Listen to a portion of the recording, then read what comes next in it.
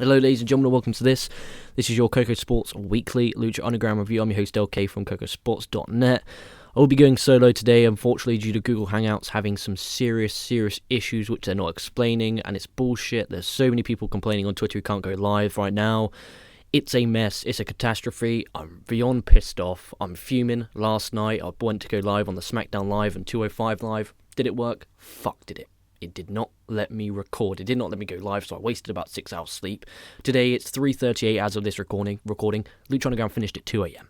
I've been sat here for an hour and nearly 45 minutes doing nothing. Me and Booms tried to figure something out. Me and Sammy, all three of us together. I downloaded something which nearly gave me a virus. Boom nearly downloaded something which nearly gave him a virus. Nearly lost our computers because Google were too lazy to put out information. Hey guys, sorry, you will not be able to record from this time to this time. Fuck you. Literally, go fuck yourself, Google, you son of a bitch. Lucha Underground review, though. I want to hear from you guys. Obviously, we're not live, so I can't read any live comments. But I want to hear from you. Is this show a win, or is this show a loss, or was this show a tie? I'll be very shocked if there's any losses in the comment section below. But I'm going to give this show a win. I enjoyed Lucha very much, and I might do a SmackDown Live review, but I'll be honest with you guys, I might just start fresh tomorrow with a TNA review live after it airs, and just fingers crossed that Google isn't a son of a bitch. If not, I'll just go live here and just upload it straight after.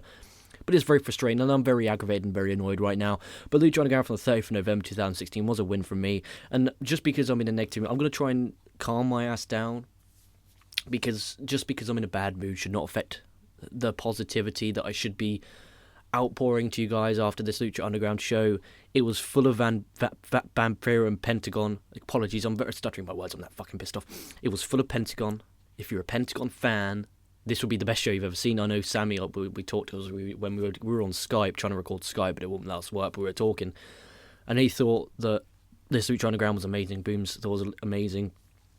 But let's break this down. So Vampiro, he tells Pentagon just because he's not his master doesn't mean he hasn't forgotten about him. And this was a story that was playing all throughout the night. A major story.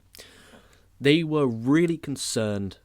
Vampiro was kind of not concerned, kind of laughing all throughout this show at Pentagon's pain and suffering, because you know his gimmick is that he loves violence, he loves pain. That's the things he likes.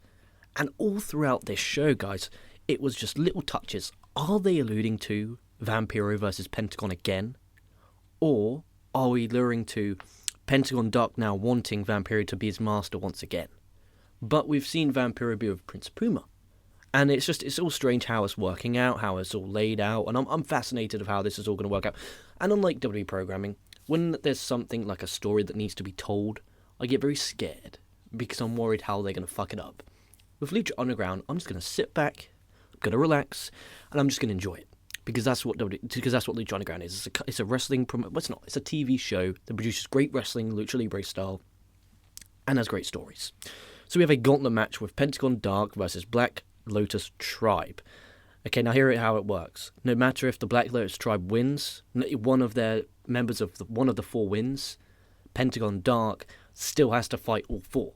So Pentagon could lose all four matches, but it'd still have to compete in all four. It's not like a traditional gauntlet where if Pentagon Dark lost to one of them, the match would be over. This is a torture of a match. So let's get straight to it. So our first opening one was Pentagon Dark versus Black Lotus Tribe. The first one was Doku, so it's Pentagon versus Doku. Doku had some brilliant strikes here. It looks like she's kicking the shit out of him, striking the shit. It looks really good. It looks believable, which I talk a lot about in pro wrestling and a little in this content. Pentagon kills just by slapping and kicking the shit out of her. Pentagon hits a gorilla press off onto the apron. Doku then hits an elbow drop off the top, but Pentagon catches her in midair and breaks her arm. Brilliant. So that's her out. She's eliminated. Doku's eliminated. She goes for an elbow drop. Pentagon midair catches and then just turns and boom, arm break. Then we have Katrina backstage. She says that Jeremiah brought her here and how he is in love with her, but she's in love with a different man. You see, does that mean that she's in love with Mil Mortes, or could there be an even bigger swerve here that she's in love with someone else? That could be a swerve, couldn't it? That'd be magnificent. But you got Jeremiah, who's pretty much announced she loves Katrina, even though he's with Ivelisse. You're planting the seeds of Ivelisse versus Katrina, which is announced for Ultima Lucha Tres. Probably next year sometime by the time it airs, that many episodes this season. And that's not a moan from me, that's a compliment. I'm happy there's loads of episodes this season. But I'm just interested and fascinated out where we're going to go here. Because there's lots of different roads that we can go, and I don't read spoilers, so I don't know. I'm just going to sit back, relax, and enjoy how it all plays out. Then we have Yuri, who was the second female to take on Pentagon. Yuri hits a frog splash off the top to the floor like a high-fly throw from Hiroshi Tanahashi in New Japan. She then goes for a cannonball off the top, or a swanton bomb, whatever the fuck you want to call it. Pentagon catches her, hits a package pile driver, then breaks her arm again. The bell rings once again. She's out. And then basically what happens is after every one fall, we go to a backstage vignette. And another vignette is Matanza. He's been locked up. Dario Cueto tells him that, he wants him to win the Lucha Underground Championship back. Matanza is screaming, Mysterio, Mysterio, Mysterio. He's screaming his name very loudly, and his knuckles are bleeding. And Rey Mysterio has that logo of the question mark. There's a question mark in blood on the wall. So we now know we have Matanza versus Rey Mysterio down the line. And I'm excited for that, because it gets Matanza out of the title picture. Because you don't want Matanza having another loss. That's simple. You do not want him to have a loss. He can go after Mysterio, he can destroy Mysterio, and he can still be the monster. And then he can go after the Lucha Underground champions. Because we just sat through a whole year, give or take, of Matanza as champion. And it's time to have someone else have a run with it.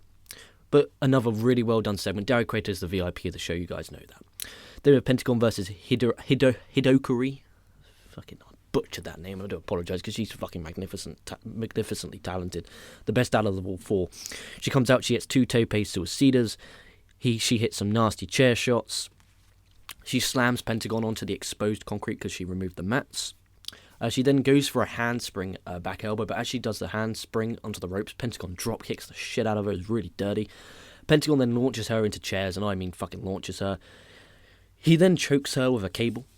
Like yanking behind his neck, really fucking pulling. He then hits a Death Valley driver onto the exposed concrete floor, which is nasty. I slaughter her name. Hidokuri. That's probably not how you say it, I don't really care. She dives off Darrow's office from the top of the arena. I was speechless. I was not expecting that, and this woman is absolutely magnificent. She then hits the code red in the middle of the ring to get the win. That shocked me, and she's phenomenal. She is probably the best. I will not hear sexy star bullshit about her being the best luchadores or whatever the fuck they're called. Luchadores, I don't give a fuck. She's not the best women's wrestler in Lucha Underground. She is. Hidokuri. Absolutely brilliant. I think I've heard that she's from Stardom, and I don't want to give you wrong facts or false information, but from what I know, she works at Stardom, and she is brilliant, and the fact that WWE haven't signed them, I think WWE has tried to sign them.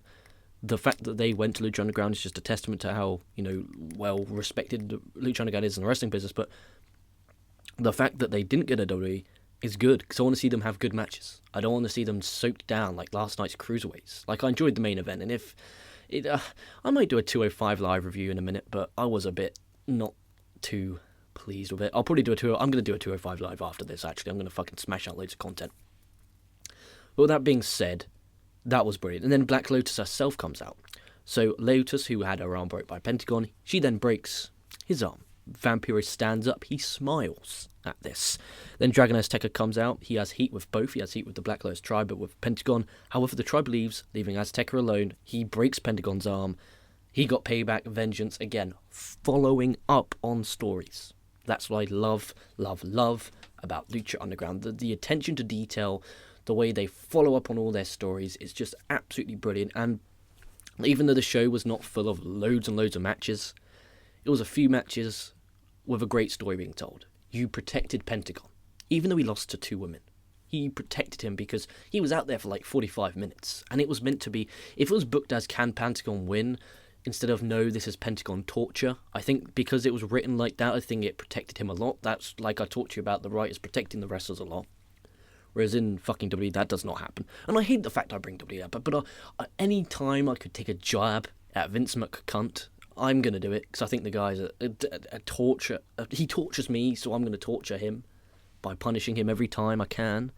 And I just want you guys to watch this. If you love Vampiro, guys, this is my summary here. You really should watch this episode. If you love Vampiro. Not Vampiro, sorry, Pentagon. It's very late.